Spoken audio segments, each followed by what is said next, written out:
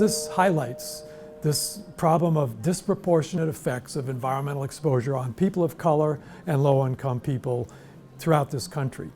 And it's true, 8,000 kids have been exposed to undue lead levels in the drinking water because of the faulty treatment that it was. You remember the story, it was a switch from a Detroit source of drinking water to a Flint, Michigan, or Flint River source. Then the Flint River itself was contaminated to the extent that it corroded and leached lead from the pipes, the lead pipes that were already there.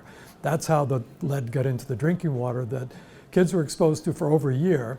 Everyone was exposed to for over a year, but lead is one of those insidious poisons that affects kids worse, especially young kids, especially in the early years when they're acquiring language. That's actually when lead has the most profound effect.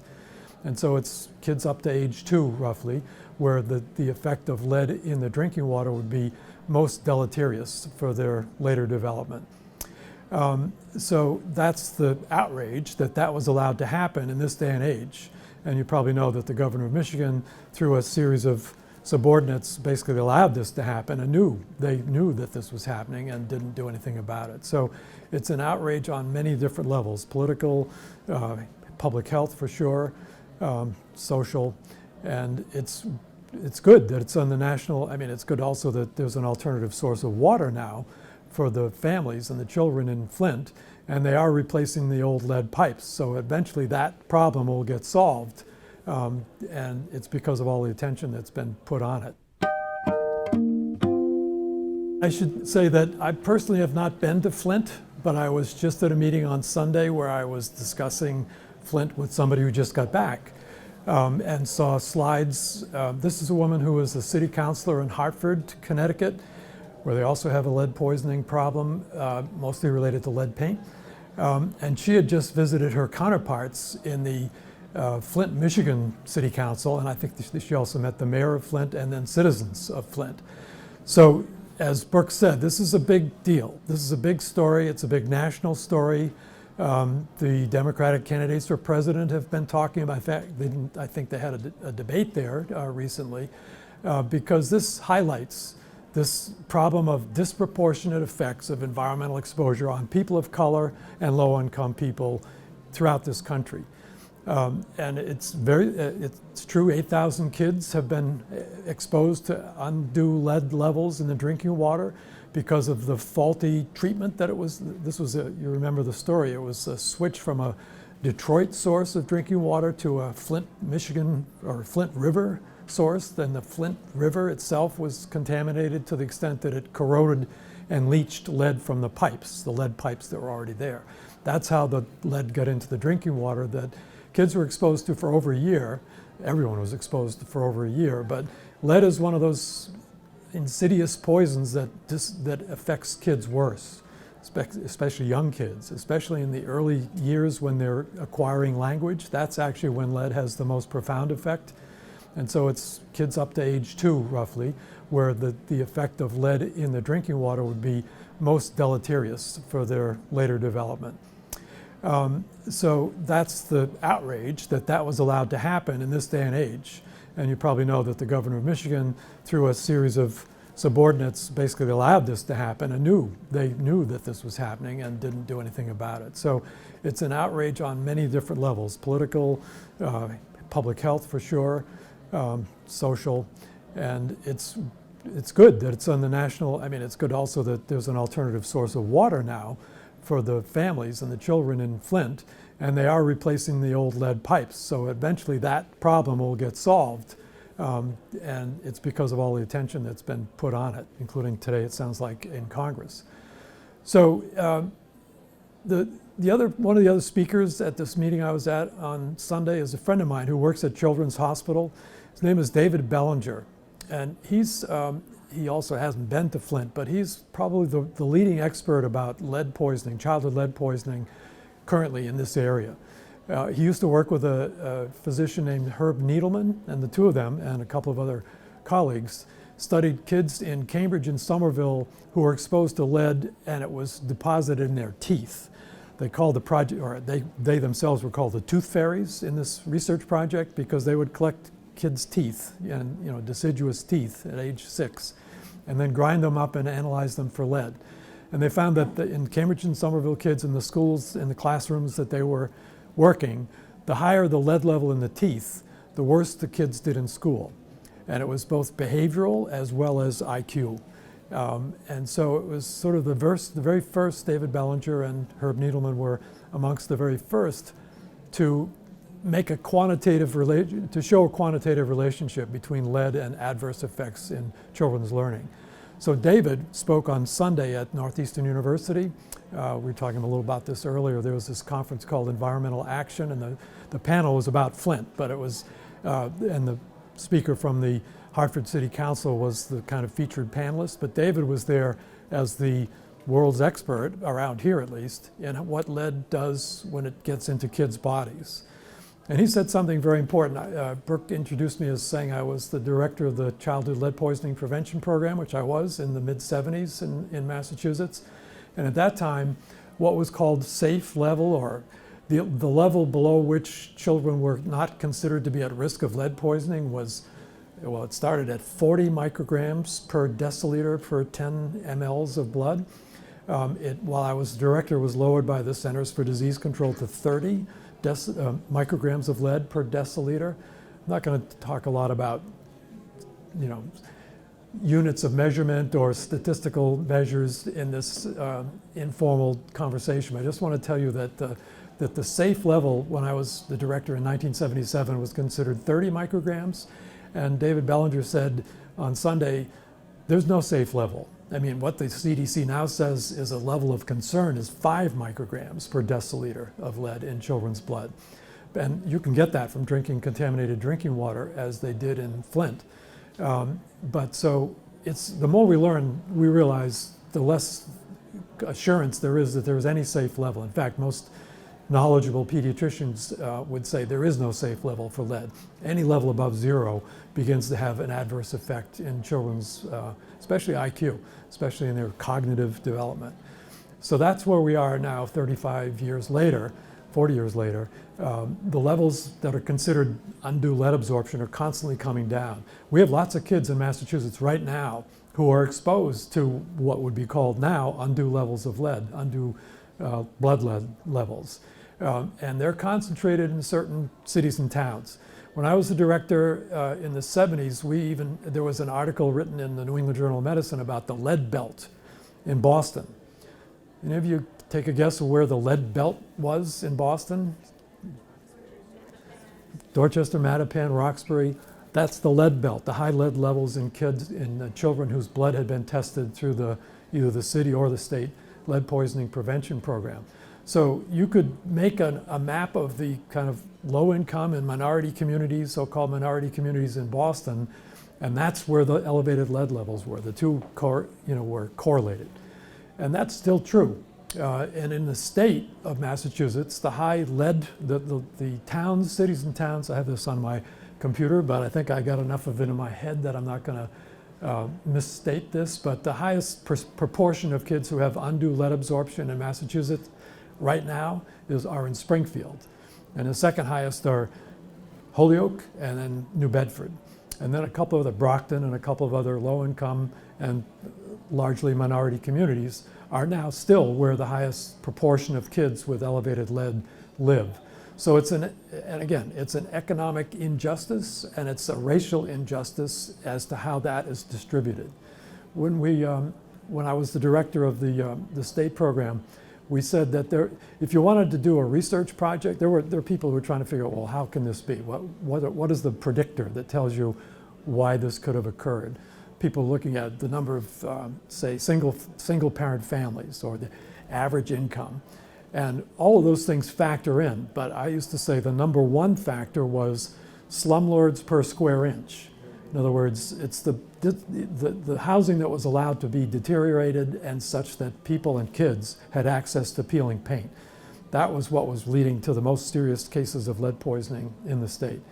I went and visited some of these houses, did inspections myself to know how to do it, went to homes in New Bedford, Lowell, throughout Boston, And sure enough, I mean, you could tell almost from the outside what was the likely cause of the child's lead levels that were elevated in that house. And it was because the property was allowed to deteriorate.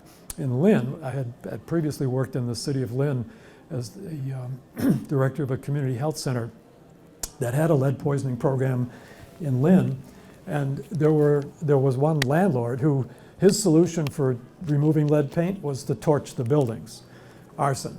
And he actually served time. The landlord that was the most notorious for doing that in Lynn was Freddie Latour was his name, and he actually got convicted and sentenced.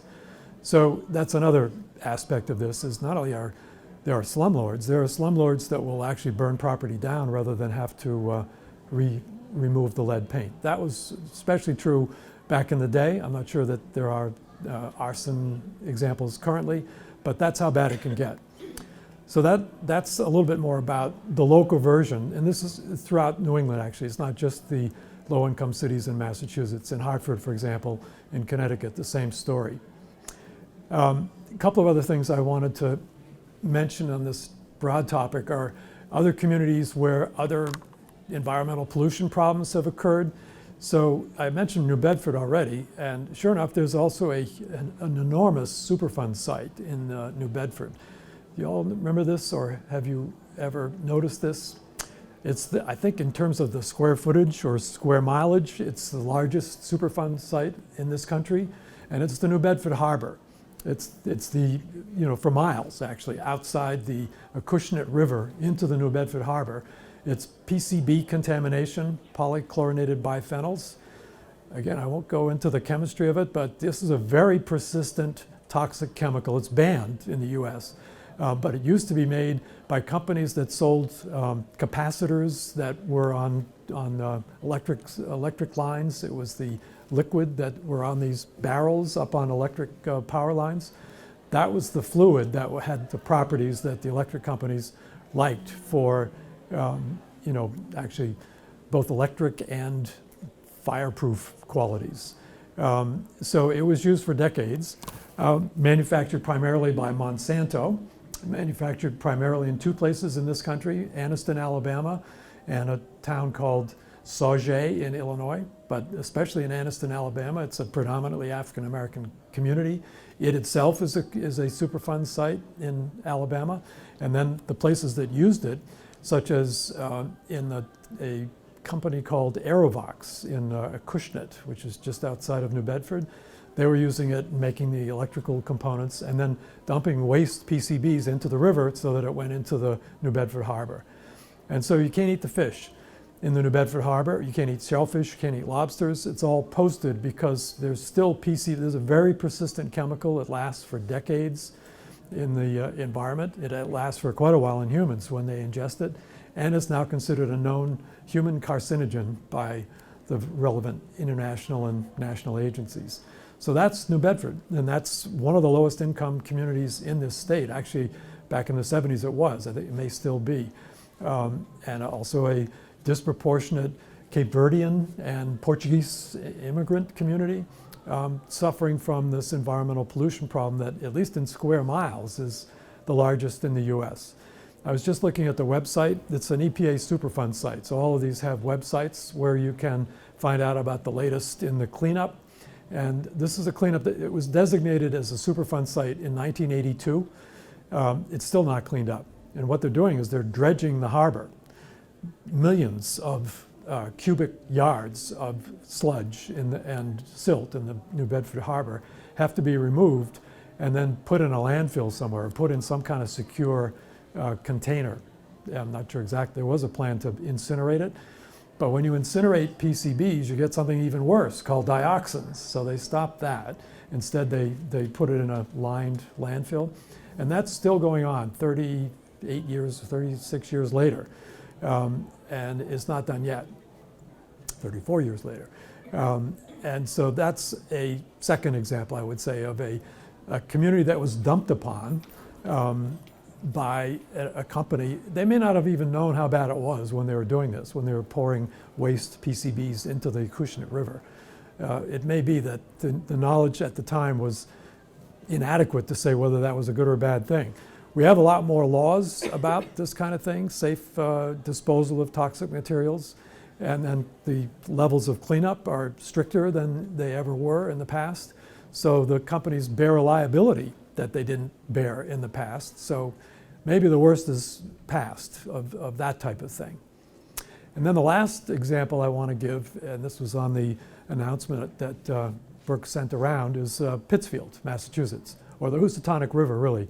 But there, it was a company, General Electric, and the CEO of the plastics division at the General Electric company back in the day was Jack Welch, who you may have heard of, or who is a sort of figure around here, and has been mentioned in the fact that General Electric the headquarters are now relocating to Boston. But Jack Welch used to be the CEO of the Pittsfield GE Plastics Division, which was the home of the plastics division originally for the company. But they also made transformers. They had the transformer division there that did the same thing as this Aerobox company. And they did the same thing with the PCB waste. That which they didn't use to go into the capacitors was dumped into the Housatonic River for years, or onto the soil, even around the plant. And then as part of a good neighbor policy, get ready, they took contaminated soil from around the plant and gave it to neighbors across the river as sort of a good, to use as fill for their backyards. So there's a community called Lakewood in Pittsfield that was polluted with PCBs that way. So this is the legacy of General Electric's malfeasance, in my opinion, in its operations in Pittsfield. The Housatonic River, which goes from just north of Pittsfield all the way through southern Massachusetts and to Connecticut, through Connecticut to the Long Island Sound, you can't eat the fish anywhere along that whole length, from the GE plant all the way to the Long Island Sound. Again, for the same reason the fish are too polluted with PCBs, these long-lasting chemicals that once the fish root around in the silt to get something to eat, they ingest PCBs and it settles in their fat. And so that's what makes it dangerous to eat the fish, is that the fat in the fish contains PCBs all throughout the Housatonic River. That also is being cleaned up. GE has fought the extent of the cleanup. They have fought to not have to go as far downriver, for example, as they were asked or required to by an order from the EPA regional office. But they're still doing it. They're still working on whatever it is that they haven't even really completed more than 70% of it. And this is in, about 3 decades of work there as well. So Pittsfield itself is a company town. It always was a company town. It's not necessarily, it's sort of the capital of Berkshire County. And so it's not like a racial and ethnic minority or even low-income town, Pittsfield, particularly, but downriver certainly includes such communities. And people who depend on fish for subsistence living, for example, especially in the New Bedford Harbor, have that taken away. There's no way that you could eat the fish safely, and there are postings in multiple languages urging people to not eat the fish in both the Housatonic River and the New Bedford Harbor. So these are some of the worst examples we have, actually, in New England of, I would call it, industrial malfeasance, leaving a legacy of toxic contamination that disproportionately affects people of color and low-income communities. I could go on, and I could tell lots of stories about my work in the state cancer registry, where we looked at cancer rates. Pittsfield, by the way, did have a high rate of bladder cancer, and we looked at the cancer registry. This is state law. All the hospitals had to report cases of cancer that were diagnosed in Massachusetts residents to the state health department. I was in charge of that program. And so we found this whopping excess of bladder cancer in Pittsfield, people who lived in Pittsfield. So we looked at where they worked to the extent that it was reported, and it was reported enough to say they worked at GE. So we approached GE, the state health department had an outreach staff that said, we'd like to talk to you about materials that you may have being used in your plant that are bladder carcinogens. And they said, no such thing. We don't have any such thing. There's no way that anything that we use at the plant in Pittsfield could be causing bladder cancer, even if it's in our workers. So we actually wound up we had colleagues at the Division of Occupational Hygiene. This is what I said I would this is dangerous. I'm just now going to go on telling stories until somebody stops me. But we did have a colleague call up some of the living bladder cancer patients. That's one where you actually can get cured, or at least live a long time once you're diagnosed. So one of the workers had what's called a material safety data sheet, which is, it's required actually that every company that uses a long list of chemicals have a safety sheet that the employees have access to. So one of the employees at the GE plant in Pittsfield pulled out this MSDS, it's called, for a substance called orthotoluidine that was part of a glue that they were using. It was part of an epoxy process, orthotoluidine. Well, that turns out to be a bladder carcinogen. And the worker had the MSDS from the company saying that they had been, told that this is what they were using. But the company officially said, nope, we don't have anything like that. So there was duplicity there, or you could call that lying, I think, actually. We never did actually do a study of all the bladder cancer patients to see how many of them were exposed, but at least some of them we know were, because they actually told us they were. And some of those cases of bladder cancer probably were due to what they were working with. So on and on it goes, but I think I'll stop there and ask you if you have questions or things that are on your mind about environmental injustice in New England or elsewhere, or Flint for that matter. So I grew up in Springfield, and in 1986, like in my neighborhood, there was a chlorine fire because they were storing chlorine like in the middle of a dense neighborhood. Yep. Chlorine is a poisonous gas. I remember that. So I remember that fire. I was evacuated when they had that fire, and I've always wondered, are there rules about where they can store stuff, like either then or now? Because it seems like the middle of Springfield is a bad place for a chlorine warehouse. I totally agree it's a bad place for a chlorine warehouse, but the rules aren't about, well, there probably are zoning rules about what's a industrial versus a residential area, but it sounds like this one was in your residential neighborhood. It was an old mill that had been was half abandoned, burned down, and they were just using part of the mill to store the chemical. Oh, that's interesting.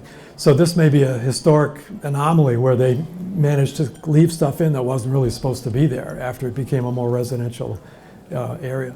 Well, I would say the rules are you have to tell people what you have. The company that operates and again has a long list of chemicals that it uses has to make that publicly available. And that actually came about shortly after 1986 because of the Bhopal chemical plant explosion in India. That was a Union Carbide plant that was using very dangerous materials in a way that once they combined with water, it had an explosion and exposed 500,000 people, I think, or maybe more in Bhopal, India. So there was something called the EPCRA, the Emergency Planning and Community Right to Know Act, that was passed in the US in 1986 that said these material safety data sheets have to be made available to the public. Usually it's to the fire department, sometimes they're at the town library, so that if you have such hazardous materials, at least people can know about it. That's what's meant by the right to know. But whether they can actually store them in an abandoned mill, I think that really does come down to local zoning and local code enforcement. So the Springfield Health Department would have been required to know about that storage of chlorine. There are lots of examples. I mean, you probably all just saw over the weekend there was a natural gas explosion in Seattle. That wasn't because of illegal storage. That was because of a leak. And it really wiped out business section of Seattle. I think that it was really the first responders, the firefighters that were there because somebody had reported the smell that were the ones that were injured. But that's the kind of, well, again, it wasn't in a residential area, but we handle a lot of materials that are hazardous in our cities in this country. And I think, we're probably catching up still about how to do it safely. Yeah.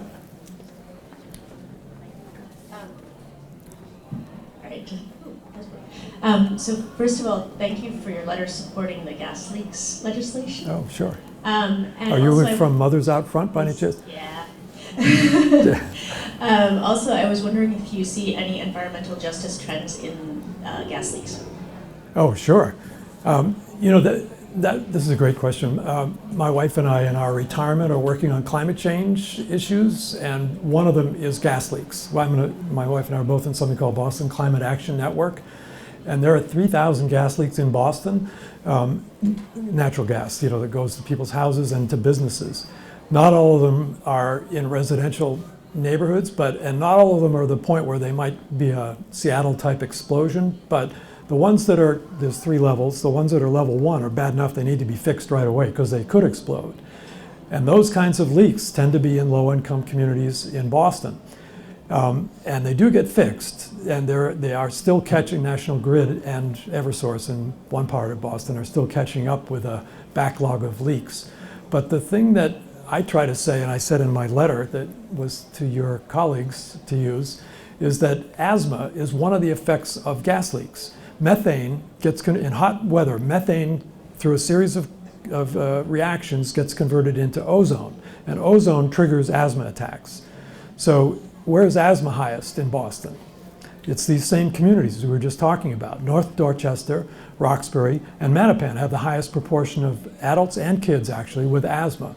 So gas leaks will disproportionately affect those communities because they're already at risk of asthma attacks. Asthma is methane is an exacerbator, which means it may not directly cause the asthma, but it causes it to trigger if you've already got asthma. It's an asthma trigger for people who are already susceptible.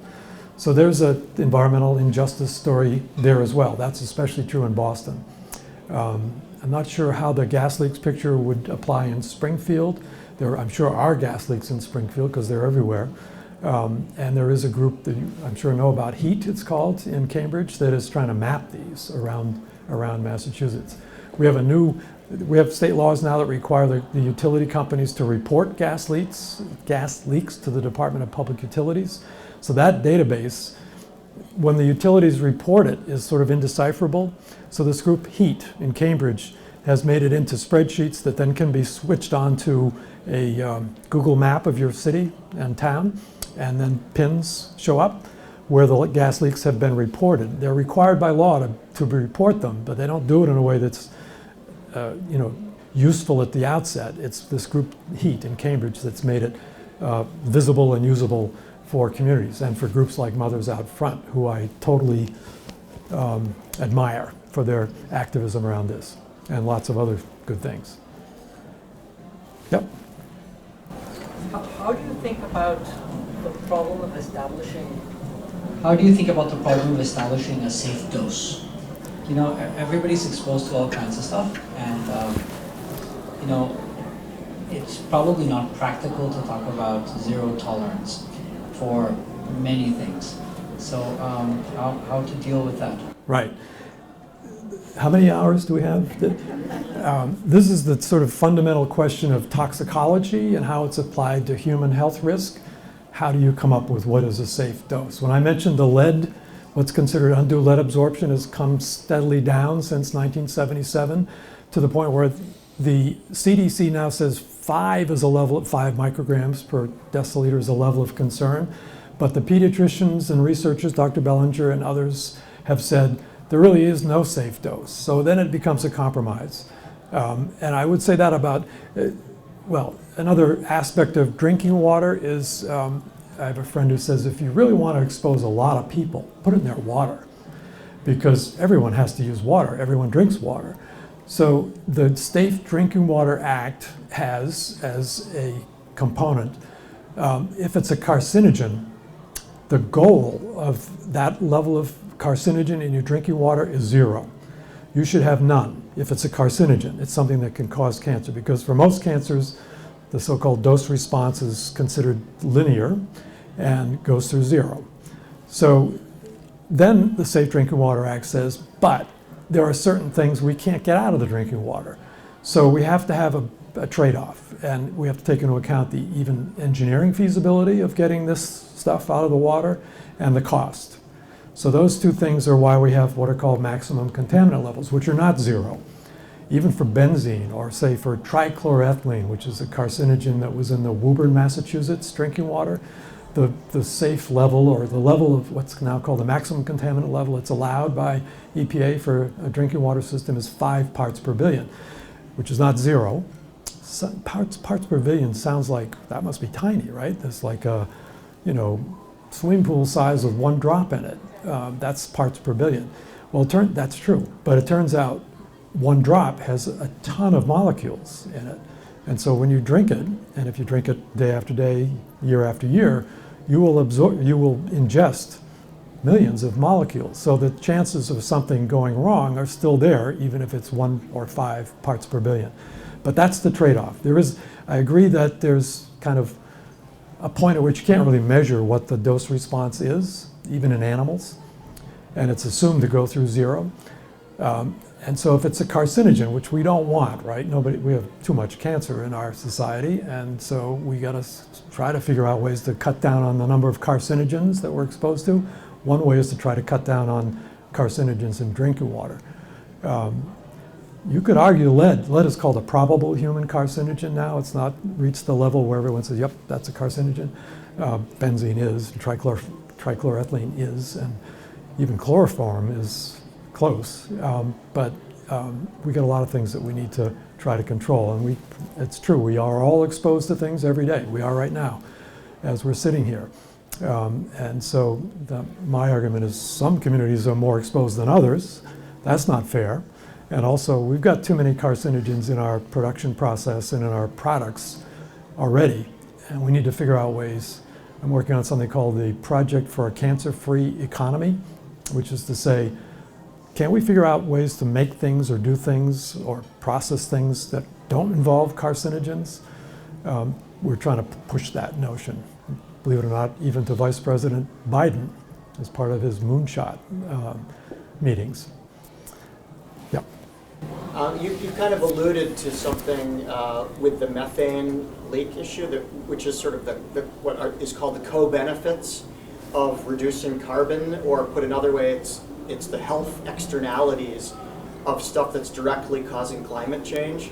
And I think that's a really rich area, and I'm curious, I mean, in particular, climate change seems like this very far away, both in geography and time scale, versus the health stuff, which really affects us on a day-to-day basis. And I'm just curious, what other areas of opportunity do you see to use the health as a driver for climate mitigation? Yeah, well, I'm a public health guy, and so that's basically what I talk about with respect to climate problems, is the human health impact. And it's immediate, it's now. It's not, like asthma is now. Heat waves that kill people are now, or in France in 2003, and in Russia a couple years later, and in Pakistan and India more recently. Enormous numbers of people are getting killed by climate change, climate instability already. And those are deaths. This is not subtle. So I talk about that stuff all the time, actually. The World Health Organization has these calculations that are take your pick, but 250,000 people die every year now from climate instability, from extreme storms, damage and drownings and things falling on people and so forth, and heat waves, and cold snaps for that matter. So it's not abstract in the future. It's actually something that's happening. It's only going to, unfortunately, get worse. So Yeah. there are millions of new chemicals coming into industrial production, and there are millions of things that the FDA has not approved or even looked at. What do you think we should do about those millions of new chemicals coming on the market? Yeah, it's not millions. It's thousands, though. It's not literally millions. It depends on who you talk to, but there are 80 or 85,000 chemicals in commerce right now, and you're right, there are hundreds, maybe thousands every year that come into process. So some of them we've banned. DDT was one that used to be sprayed to control mosquitoes. PCBs that I mentioned that were in capacitors that were dumped into the New Bedford and Housatonic River, New Bedford Harbor. Those are banned. The worst ones I think we've kind of got a control on, but the new ones still coming on. I think the answer to that is something called green chemistry. If you're interested in chemistry and you now go to, say, college where they have a chemistry department, you can learn about green alternatives, things that are not environmentally damaging or damaging to human health, that still get the same result in the product that you're making. I'll give you an example, dry cleaning. When you take your clothes to the dry cleaner, they use something called perchloroethylene, And perchloroethylene causes bladder cancer in the workers who work in the dry cleaning industry and in the workers who manufacture it. Don't have to use perchloroethylene to get clothes clean. Steam and soap will do it. It's called wet cleaning. And it's available right now. You could call it, it's a green alternative to chemical dry cleaning. And we're doing it in Jamaica Plain. We have actually, we did convince a dry cleaner to switch to wet cleaning. I'm sure there are, do you live in Cambridge? Are you from Cambridge? Concord? Well, I wouldn't be surprised if Concord could get a dry cleaner to switch to wet cleaning. Sooner or later, they're all going to have to do it. But that's, to me, that's the answer to your question, is that we've got to have a green chemistry perspective on this stuff so that we don't keep dumping this stuff into the environment. Yes? Hi, so I wanted to first of all thank you for telling your stories about the industrial malfeasance, so that, and particularly mentioning names of people, so that the lore doesn't become lost to people, and we don't forget who's done these things. And then, so my question is about the use of antibiotics in animals, for animal husbandry, and I'm just wondering what your thoughts are on that, and I guess just what your thoughts are. You know, it's a dangerous practice, and it's now led to, antibiotic resistant bugs in humans and in animals for that matter. So it's one of these kind of repeating treadmills where you use them, then the bugs get killed for a while, show up in the meat, say, if it's in cattle, and then people are exposed to these antibiotics in ways that they never were before. But then after a while, the bugs resist, and then you have to use some new chemical, some new antibiotic. So it's a treadmill that is a dangerous one that we're on. People at Tufts are actually very good at this, studying antibiotic-resistant microbes and what's pushing that. And then there's, I forget the guy's name at Tufts, but in the Department of Medicine, there's some real, advocates and experts to reduce this kind of thing. And then there's a group in Minnesota called IATP, which stands for something like Institute for Agricultural and Trade Policy, and they took this up in a big way, that there's way too much use of antibiotics in animal husbandry. Used to be in chickens as well. Now that you can get antibiotic-free chickens and estrogen-free chicken. Both of them were given to enhance growth of the chickens and more productivity per pound of feed kind of thing. But I think people are aware, you're aware obviously, and the more we talk about it, the more the people at Tufts talk about it, the better chance we have of keeping ahead of it. That's my thought. Can I ask another question? I'm sorry to be greedy. I see that you're drinking from I see that you've got a disposable water bottle there. Is that, It's I'm going to give this back to Brooke afterwards, and hopefully she'll give it to a place where they'll recycle it, okay? And it's from Poland Spring, which is, it doesn't say, but the original Poland Spring is in Poland, Maine, where I'm from. I'm actually from Lewiston, Maine. So used to be this was good water. I don't know about the plastic container, though. What was your question? you're comfortable with? I'm more comfortable with a recyclable or a reusable container. But in Flint, Michigan right now, this is what they're getting. It's all relative. Yeah.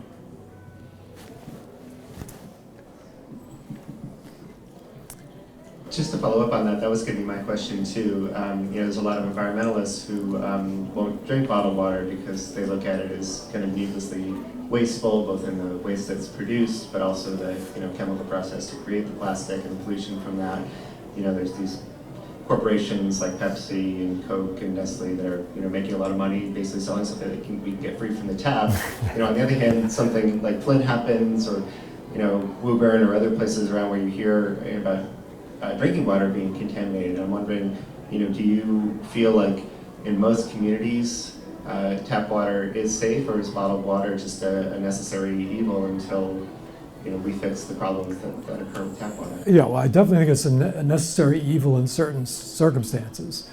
For any town, the water company has to tell you what their test results are, and they have to do a pretty large battery of tests.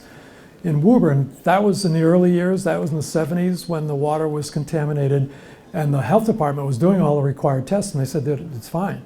It wasn't, but because they weren't testing for trichloroethylene or perchloroethylene, which are in the Woburn drinking water. Now they do. All the water companies do that, and they have to give you the results. So that's one way a concerned citizen can check out their local water department and see how their water looks. Cambridge has got a reservoir system. It used to have too much bacteria in it, so they had to over-chlorinate it.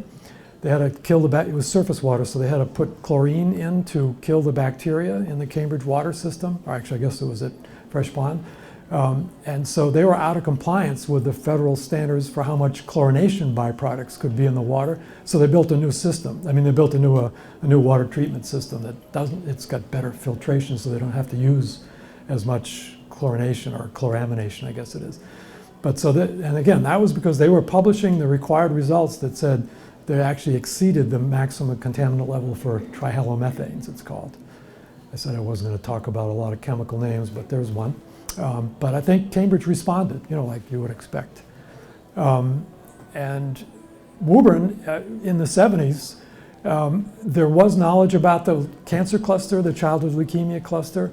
So Belmont Springs, I think they still exist, their biggest customer of any town in the state of Massachusetts was Woburn. Because people said, I don't want to drink the water. Because I think at the time these studies hadn't been completed that linked the water to childhood leukemia. They have subsequently published such studies, and the Woburn water system is different now. I guess I just wanted to follow up on whether there is actually a systematic way of testing. I mean, let me just go back. When you were talking about green chemistry, I was left thinking that, well, any chemical is green until you actually test it. And we used to say that everything is perfectly specific, but only for 1 year. And then after that, it stops being perfectly specific. And so the question is there any systematic way of testing all of these things that are being produced? And of course, around here, there are lots of pharmaceuticals that find their way into the water, they get excreted in urine. Right. I mean, is there, I mean, of course, for those, we actually do test things, but there are all kinds of other things. Right. There are two important questions there. There's a scientist, chemist actually named John Warner, W-A-R-N-E-R. He's from Quincy, so he calls himself John Warner.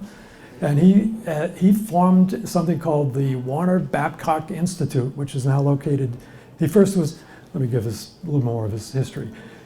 He's a brilliant chemist, and he worked at Polaroid. And in fact, at Polaroid, I think he got the record number of patents for new chemicals that they were developing there to use in the film. And so after a while, he had a child that was born with a birth defect. And after a while, he said, I wonder if that could have been the reason that I was, working with these chemicals, and I never really even thought about the lifetime impact that might have on my family. So he and another guy became the founders of green chemistry. They wrote a book called Green Chemistry in the late or mid-1990s, I think it was. He then established a green chemistry program at UMass Boston, and then went to UMass Lowell, both in the chemistry departments, and he started teaching this stuff. And this is in the last 2 decades. And he became very good at it, and he tells this story, John Warner tells this story about in chemistry class, in chemistry programs, they normally don't teach any of this stuff. They don't teach about externalities. They don't think, you're really supposed to think about the chemical properties of the chemical, not where it goes when it's in wastewater or who might get exposed. That's not part of their way of thinking about it. So he is trying to incorporate that into the training of chemists. He did it at UMass Boston, UMass Lowell, and now he's doing it at the Warner Babcock Institute, and they have they do test chemicals for all kinds of properties. Persistence is a big one. You mentioned after a year, we don't know what happens, and a lot of things, PFOA, perfluorooctanoic acid, is now in drinking water in Hoosick Falls, New York, and it was next to the DuPont plant in West Virginia. That lasts for decades. In fact, nobody really knows how long it lasts. They say that the environmental half-life of PFOA is geologic. It might last as long as stone because it's so, avidly, the fluorine chemicals bind so avidly to the carbon that it doesn't degrade in the environment. So that's something that we now know that stuff, and we know to look at persistence. And John Warner is, pushing. That's one of his principles of green chemistry: is how persistent is this, and how long it's going to last, and where will it go throughout its life. So that's fairly new, and it can be done. In trying to answer your question, there are assays to test for even persistence. They're trying to develop and use them. It's fairly new. Yep. But monitoring doesn't seem to be the problem. I mean, it's not that hard to measure lead levels, but Flint happens. It's not that hard to measure PCBs. It's not that hard to measure radioactivity. But somebody actually has to care enough about it to say, stop. There has to be a law. There has to be enforcement of the law. And I think the biggest issue in all of this is not finding new ways to monitor and follow up the persistence of drugs that or compounds or other contaminants that we know are in our air, water, and soil, but it's having the political will to say, we need this to stop, we need abatements, we need to remediate air, water, and soil. And where do you think that's going to happen in the future? Wish I knew, or is it, right? I mean, in the current climate, I would say it's not, right? I mean, EPA is under attack, right? And there were politicians saying, we want to get rid of EPA. We don't want any of these. So we're in a bad way right now. You could argue the heyday of EPA was in the 70s, right after it was established. And we're not there at this point. An enraged and aroused citizenry is our only defense in this kind of situation? I mean... But I mean, the EPA doesn't even have the brief to clean up Flint. As far as I understand, it's a municipal and state problem. And nobody's ever, in any of the things that I've read about Flint, said the EPA's got to get on there. Well, I assume that they're not in it. No, they have jurisdiction. You're right, though, that there's a stronger level of control at the state level for this kind of thing, for drinking water quality. But EPA has maximum contaminant levels that are supposed to be followed by all the states, and they weren't in Flint. And I guess it was what was the guy's? There was a guy who was in charge of running Flint because it was sort of under state receivership, essentially, who ignored that stuff. Knew about it and ignored it. So that was a political problem. It wasn't a jurisdictional, it was this political will thing. Thank you. I guess I was wondering on that note, before we wrap up, which I guess is happening pretty soon. Probably. If you could bring it back to the local question of environmental health and social justice. What would you say are the environmental health problems that are justice related, the largest environmental health problems in New England that could be advocated for because they stem, for example, from structural inequities as opposed to lack of procedure to measure compounds? I'm just curious, you've named a couple of folks like the HEAT group in Cambridge, and I'd love to hear, I would personally like to be educated more about that kind of action and those kinds of local problems. Yeah.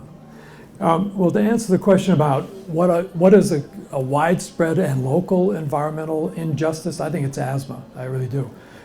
There's a really disproportionate prevalence of asthma in low-income and communities of color in this state and in the rest of New England. Cancer, too, different types of cancer are disproportionately high in African-American populations.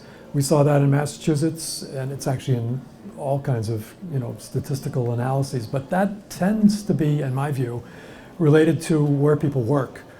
And for example, lung cancer is very high in African American men, and in Massachusetts we did an analysis of where they worked, and they were, for example, in jobs where they were disproportionately getting exposed to silica and other dusty conditions like asbestos. In fact, we looked particularly at asbestos-related cancers, and African Americans were very high compared to whites for the same job. So it's as if they had the same job title, but they got the dustier assignment. Or if they were working in a shipyard, which is where a lot of asbestos exposure occurred, they had a title ship fitter, but they got into the dusty part of the operation more than the whites did. And with silica, it's the construction jobs where, again, the worst exposures are to the lowest paid people, even if it's their total industry is construction. So we saw that in the cancer registry and the cancer and mortality statistics in Massachusetts. But I'd say right now, this asthma question is actually the biggest example of environmental injustice in New England. There was a speaker from Neighbor to Neighbor at this conference on Sunday. She's from Holyoke, I believe. Either Holyoke or, yeah, I think she's from Holyoke, a Latino woman who's an organizer. I think she would agree with what I just said too. I don't think it actually was put to her quite that way. But, you know, bad air quality, and stress, and a bunch of other things add to the burden. So when you add to that gas leaks, you just keep pushing it up.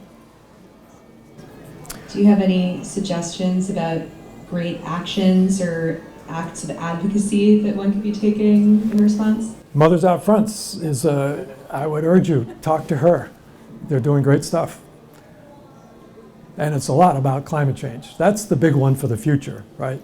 And it's the #1 public health threat that we're facing globally and even in Massachusetts. You know, the big storm surges, the Sandy type storms hitting Eastern Mass. We're gonna have evacuated communities, and not to mention all the other things, bad air days and heat stress and so forth. And allergies, more pollen because of the higher temperatures in the spring. Like I said, if you let me, I'll go on, but I think Brooke is about to call it a day. I think we're ready to wrap up unless there's one really last big question. All right, well, let's give Dr. Clapp a round of applause.